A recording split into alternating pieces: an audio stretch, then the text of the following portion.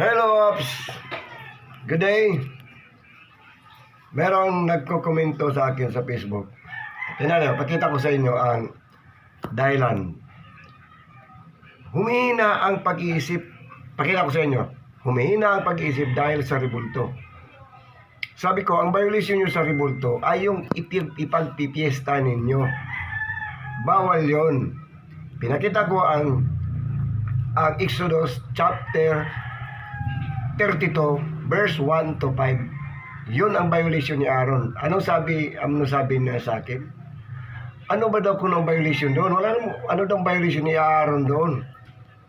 Wala siyang nakitang violation si Aaron. Sabay dagdag pa niya. Mas magaling ka pa kay Aaron biruin mo. Hindi niya nakita. Explain ko sa inyo ngayon. Ang violation ni Aaron doon ay kinonsinti niya ang Israelita at sinabihan niyang ginawaan niya ng rebulto. Siya pa ang gumawa ng rebulto, yung ulo ng baka. At sinabihan niya, ito ang nagligtas sa inyo galing sa Ehipto. Bukas, ipagpiesta natin ang Panginoon. Ipagpiesta nila gamit ang rebulto. Yun ang violation. Ang violation niya ay katulad ng violation ng Pope. Nagpasimuno na magkaroon ng kasalanan ang mga tao.